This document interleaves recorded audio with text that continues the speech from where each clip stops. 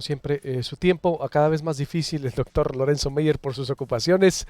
Los saludamos con mucho gusto, doctor. Hay varios temas, le decíamos ayer, junto con lo que ocurre con el fenómeno migratorio, la historia del fenómeno migratorio de lo que está pasando, pero iniciando con lo que dice López Obrador, que se está consignando como perdón a corruptos, pero también él dice no venganzas, no fabricación de delitos, que también está a la orden del día en este país. Usted sabe, la politización de la justicia, pero pues no podemos perdonar también el legado corrupto que nos dejará Peña Nieto o muchos gobiernos más, doctor. ¿Por dónde empezamos? Buenos días.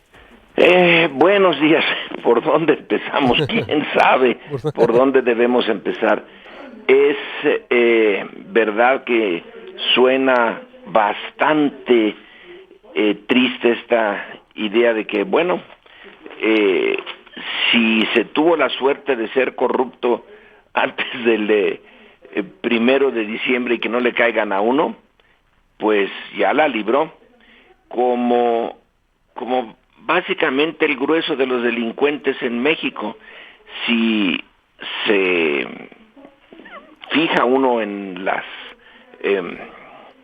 los estudios que hay y las cifras sobre los delitos que se cometen el promedio anualmente en el país, luego los que realmente llegan a los tribunales y luego los que finalmente concluyen en alguna sentencia y hasta el final los que son condenatorios, resulta que por lo menos, por lo bajo, y estoy pensando, por ejemplo, en las cifras que da María Amparo Casar en un trabajo sobre la impunidad, pero no son las únicas, hay como 4 o 5 que he visto en donde se coincide por 1 o 2 puntos que de diferencia, que el 95, 96 o 97% de los delitos que se cometen en este país quedan impunes. La impunidad es la naturaleza de la justicia en México, y esto viene de muy atrás. Aquí entre nosotros es más factible salir bien librado si se es un criminal, si es alguien que viola la ley, que ir a dar a la cárcel. Y si va a dar a la cárcel, casi siempre, no siempre, son pues las personas con menos recursos. Así que el trasfondo de esto es realmente penoso. Ahora, yo me pongo un poco no puedo entenderlo del todo, pero me pongo un poco en el papel de Andrés Manuel, y teniendo tal cantidad de problemas a resolver en el presente y en el futuro, que se deja en el camino lo que ya ocurrió. Claro, hay un sentido de injusticia, pero pues esa es la realidad mexicana. Meterse a hacerle el juicio a todos los exgobernadores o gobernadores en funciones ahora, a los exsecretarios de Estado, a Peña Nieto, a Calderón, a Salinas, a Cedillo, a Fox, casi diríamos que el grueso de las energías del gobierno se tendrían que dedicar a eso, pero no hay posibilidades de esa dedicación. Estamos en un cambio, o se supone que en un cambio de tal magnitud que las tareas son muchas y los recursos son limitados.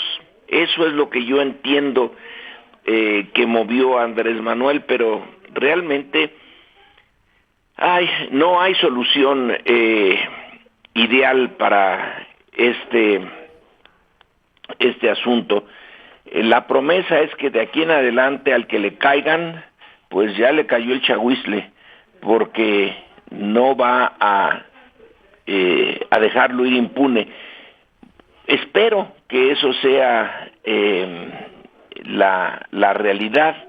No me conformo con que nos diga, pues miren, de aquí en adelante borrón y cuenta nueva, pero creo poderlo entender porque hay prioridades. Y este pasado tan corrupto, tan inmediato, porque no necesitamos ir a un pasado de hace 50 años o 30, es el pasado de ayer, es el hoy que va a ser pasado dentro de unos días cuando él llegue a la presidencia, y cada quien en su estado, nosotros aquí en la Ciudad de México, púfale, que si podemos recordar a funcionarios corruptos y que están tan tranquilos, tan campantes. Alguien hasta puede decir, si se busca en el pasado, tendrían que hacerse el juicio de tantos, que hacerlo de unos y no de otros sería una injusticia también. Pero en fin, supongo que es una de esas elecciones en que no hay una solución que nos agrade a todos. Aquí va a dejar a bastante gente con un sabor de boca amargo, porque después de todo, creo que así es la cosa, la venganza sí es un satisfactor. El sentido de que, nos hicieron tanto daño, pero ahora sí los vamos a descuartizar en público, y queda satisfecho un cierto sentido muy primario, pero en fin, ahí está, de justicia. Pero no hay, a mi juicio, esto no queda bien, pero lo entiendo. Pero sería entonces, doctor, yo también estoy de acuerdo, no venganza, no espectáculo, no carnicería, pero sí la corrupción comprobada que se castigue, ¿no?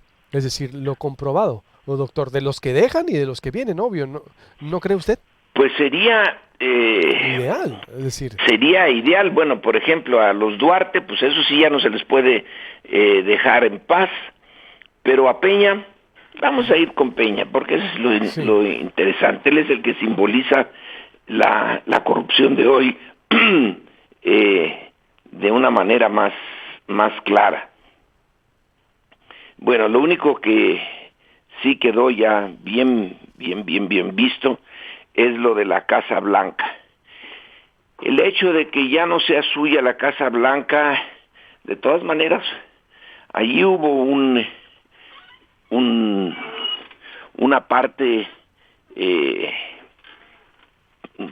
que la justicia debía de buscar. Ahora, con la acción de que él puso en ¿cómo se llamó el personaje Virgilio. Que puso al frente de la investigación de la Casa Blanca? Virgilio Andrade. Formalmente eso quedó sellado, pero se podría volver a abrir el caso. Se podría volver a ver cómo fueron los contratos en el Estado de México para las carreteras. Hay quien tiene los datos, hay quien ha acusado ya al gobierno del Estado de México de su época de haber llegado a contratos con Hinojosa que son dañinos. Nos meteríamos a eso. A mí me gustaría, pero vuelvo al punto, la energía del gobierno, ¿hacia dónde se va a dirigir? Pues sí, insisto, yo no quedo conforme con esa decisión de Andrés Manuel, pero más o menos la entiendo. Ahora va a quedar evaluada, no ahorita, sino en los años que vienen, si es cierto que cuando se vea que hay un corrupto en su gobierno, en ese momento le cae todo el peso de la justicia y más todavía hasta dejarlo hecho polvo. Pero eso va a tomar, pues necesitamos el futuro para ver si así van a ser las cosas. Sería una manera de justificar esta decisión de ahora, pero tendríamos que esperar al futuro para verlo. No podemos ahorita, porque todavía no toma posesión y todavía no hay actos de corrupción de sus colaboradores, pues estaremos a la espera.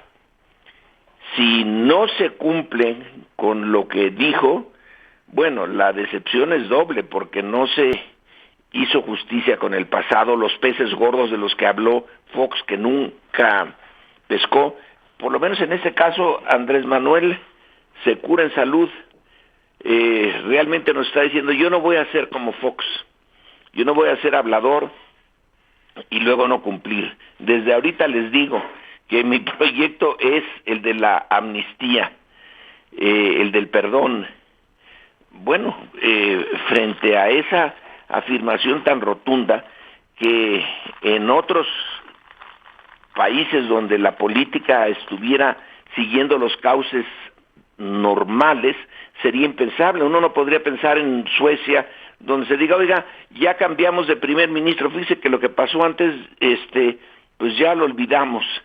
Pero no somos Suecia, somos un país que está empantanado en la corrupción, somos la corrupción, casi la corrupción misma.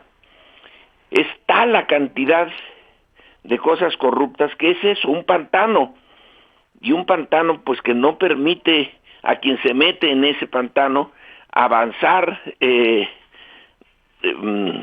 a una buena velocidad a donde quiera que vaya. Pero me quedo sin una respuesta clara a esta pregunta suya.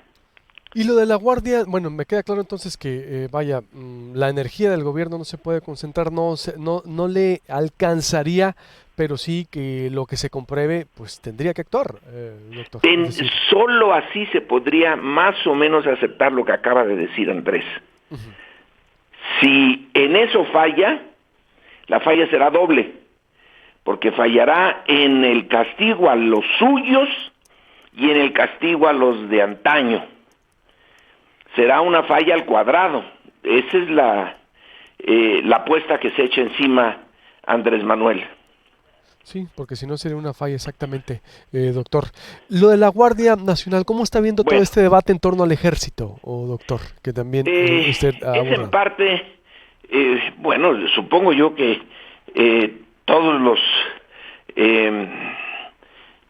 adversarios o los que no están de acuerdo con Andrés Manuel, bueno, pues tienen el derecho de tomar este asunto como importante. La Guardia Nacional ya existió en México. La Guardia Nacional se creó en los 1830, si mal no recuerdo, 1832.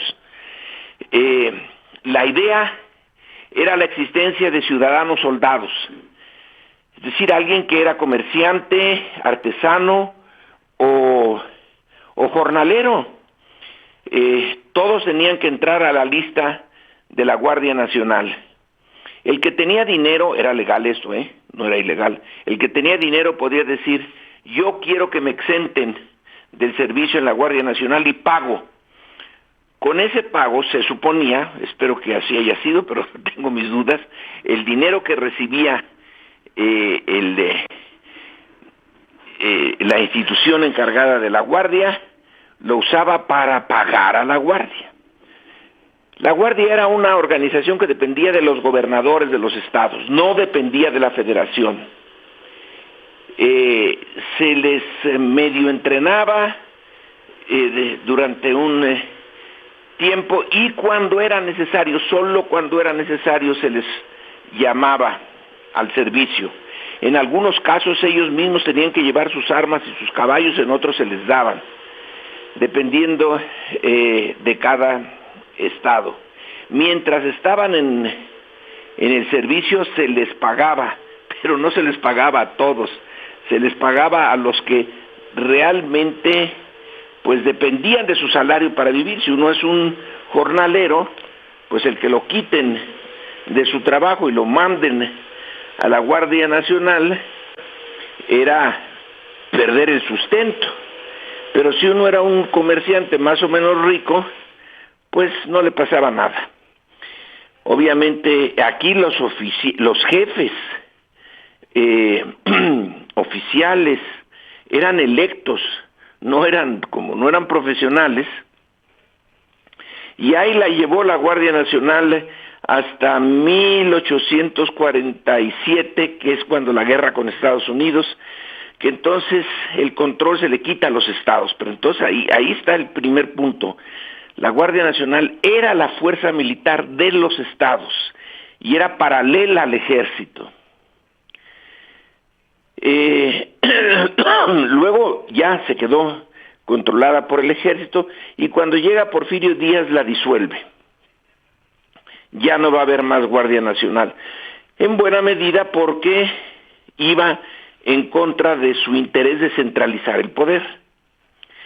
Una vez que no hay Guardia Nacional, se crea una Policía Nacional más o menos eficiente, que fueron los rurales de la Federación.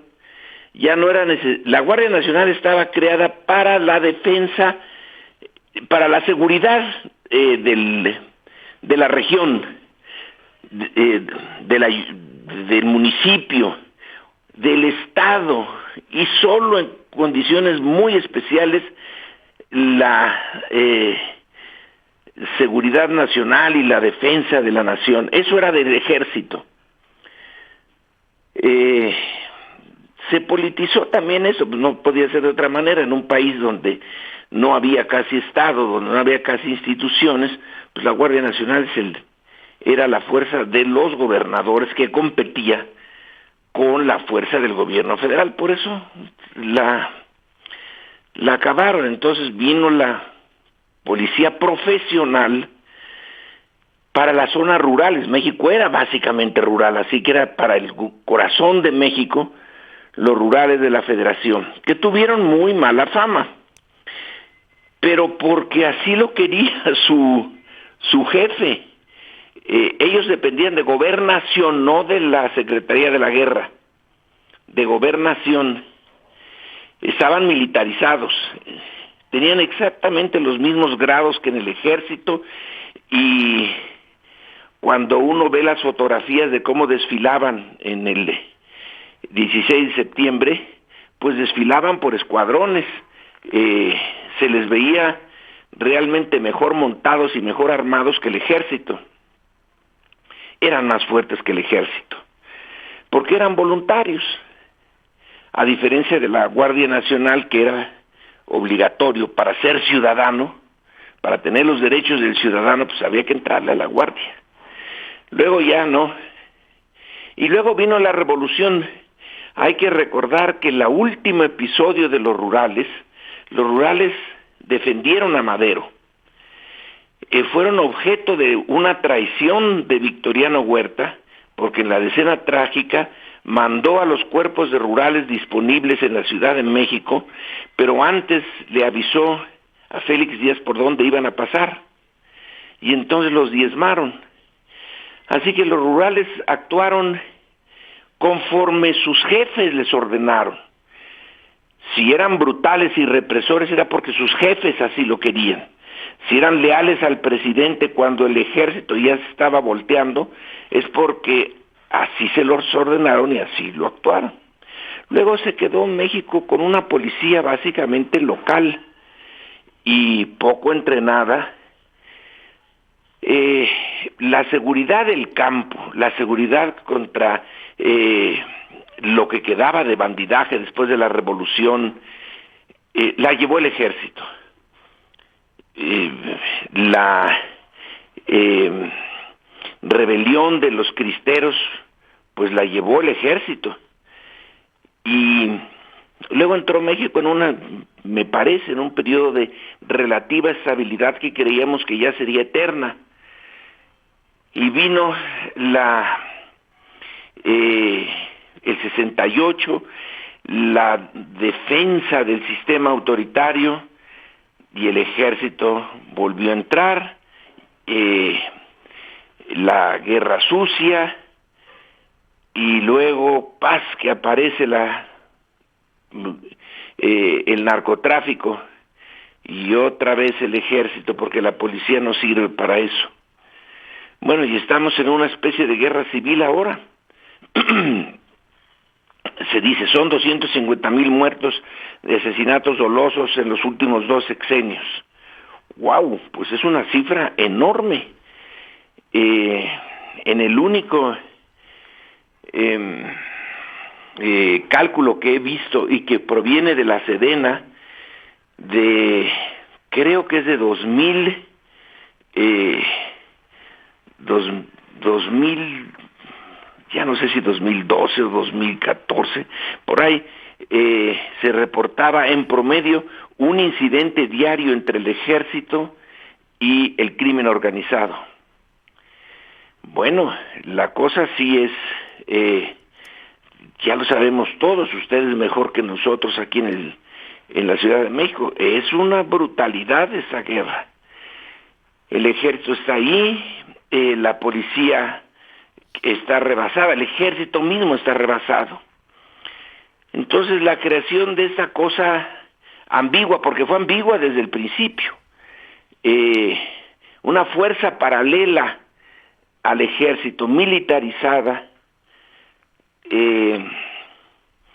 bueno, pues es una respuesta de emergencia. A mí en particular, lo que no me parece necesario es que la Guardia Nacional sea dependiente de la Secretaría de la Defensa.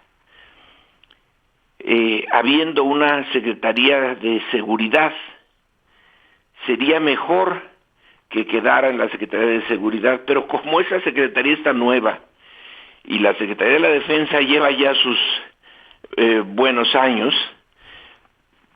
el profesionalismo de una Fuerza Armada no se adquiere rápidamente. Ahora se dicen los críticos de esto, pues hay que preparar mejor a la Policía Federal.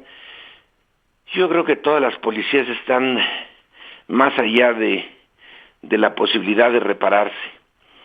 Y el ejército es la única institución más o menos que está funcionando. No está funcionando bien, pero yo no sé si no está funcionando bien por el ejército mismo o por el liderazgo que lo está, que lo está impulsando. Me queda la duda. Otro punto importante es si tenemos cuántos efectivos tiene el ejército y la armada. Si mal no recuerdo, son como 250,000. Es un montón. ¿Para qué sirven? ¿Para un combate contra un enemigo externo? ¿Cuál es el enemigo externo potencial que tenemos nosotros? Pues el principal es Estados Unidos. ¿Tenemos defensa con este ejército contra Estados Unidos? Pues yo creo que no. No son... la distancia entre los dos ejércitos es de tal naturaleza que el pobre nuestro, pues no alcanza a presentar batalla. Entonces, ¿para qué está? Hay países que tienen enemigos a otros países más o menos de sus mismas dimensiones, que tienen que prepararse contra ese adversario potencial, pero que está más o menos igual que ellos. Pero nosotros no. Del norte tenemos Estados Unidos, del sur tenemos a Guatemala y a Belice. En realidad no tiene una función de la defensa territorial de la soberanía, de la patria. Entonces la institución que debería, pues, de repensarse. ¿Cuál es? Me gusta la idea de Costa Rica, que tiene una Guardia Nacional y nada más. No tiene ejército. Pero bueno, yo creo que es muy extremo ir contra una institución que es un interés creado fantástico en la Secretaría de la Defensa. Entonces, utilizarla. La preparación, la disciplina sobre todo, tiende a ser un bien pues relativamente escaso en la policía y cuesta años hacerla, que funcione. No es posible, estamos en esta emergencia y no veo posible que se diga, bueno, hay que preparar mejor a la Policía Federal. Pues ya se intentó, ya se hizo el esfuerzo. ¿Qué otra cosa? Es como si nos estuvieran, vamos a ponerlo así, invadiendo, y dijeran, bueno, espérense tantito los invasores, vamos a preparar nuestro ejército para que les haga frente a ustedes. Pues es absurdo decirle a los criminales, oiga, aguántenos un rato, vamos a preparar a nuestra policía para que pueda enfrentarlos a ustedes bien, en condiciones aceptables. Pues no, entonces lo único que queda es el ejército. No me gusta la idea. No me gusta la idea de que quede la Guardia Nacional bajo el mando del ejército, pero si no es él quien introduce en este momento esa educación, esa disciplina. Hay que tener en cuenta que para llegar a subteniente, que es el primer escalón en la formación profesional de los mandos del ejército, pues son, si mal no recuerdo, 3 años en el colegio militar. Y luego, ya como teniente o capitán segundo, es el otro año en la superior de guerra. Y ya más arriba, para llegar a la maestría, pues es también otro año. Entonces, tienen una educación formal larga, relativamente larga, es mucho más larga en un mundo académico, desde luego, pero pues en la práctica no veo otra salida, igual que lo de la corrupción. Son respuestas imperfectas ante temas que se han dejado podrir en México por decenios. Y si yo tuviera algún puesto ejecutivo en el nuevo gobierno, me encontraría con situaciones muy desagradables, que no es posible resolver lo que uno sabe que es el problema. Puede uno conocerlo y conocerlo a fondo, pero su solución es de plazo mediano en el mejor de los casos, o largo, de plano largo. Y en un nuevo régimen que no llegó por la fuerza sino por las elecciones, los resultados deben de ser dados a corto plazo, al menos algunos resultados. Falló el diagnóstico entonces, ¿no, doctor? Yo creo, es decir, toda la explicación histórica que nos hace, y que yo también estoy de acuerdo con usted con lo que plantea, pero más bien fallaría el diagnóstico o la forma de comunicarlo, porque ahora dice López Obrador que él nunca ha dicho que iba a retirar al ejército. Sí lo dijo. Yo creo que falta un poco nomás ahí de humildad, decir, digo, me equivoqué en el diagnóstico, punto. No pasa nada, se equivocó. Yo también creo que se llega a este punto en donde las policías municipales están corruptas y los gobernadores no han hecho su trabajo, hay que decirlo, punto. Es decir, no lo han hecho, pero no lo han hecho desde decenios. Desde que el ahora viejo régimen se hizo nuevo régimen después de acabar con el antiguo régimen de Díaz, no hicieron nunca su trabajo. Se acumuló, es una acumulación de... Se cortó Lorenzo Meyer. A ver, voy a aprovechar para volver con él o lo contactamos porque está pendiente el corte, y volver después con Mexicanos contra la Corrupción. El tema Sonora, que me está preguntando mucha gente, los desvíos que comprueba Mexicanos contra la Corrupción contra el gobierno de Sonora, más de 140 millones de pesos para campañas del PRI, y Aunado a esto, se ocultó la información. Ahorita me voy con los datos duros de esta investigación. También usted, la pregunta del día, ¿pagaría usted una cuota voluntaria por el servicio de basura en el predial, por ejemplo, para mejorar los servicios? El municipio busca cobrar aportación voluntaria en el predial. ¿Usted qué opina? Usted que me escucha en Facebook, en Twitter, por todas partes, en sus aplicaciones, en YouTube, proyectopuente.com.mx. Es parte de la discusión que tenemos. Interesante toda esta relatoría histórica que me está haciendo Lorenzo Meyer respecto desde la creación de la Guardia Nacional antes del porfiriato, su disolución, el papel del ejército en la revolución, lo que ocurrió también, como usted sabe, en el 68 y el estado de descomposición de las cosas en el país. A ver, estamos teniendo problemas, sino para irnos a corte y volver con el doctor Lorenzo Meyer o Raúl Olmos también de Mexicanos contra la Corrupción para presentarle el tema Sonora. Si no, ahí está también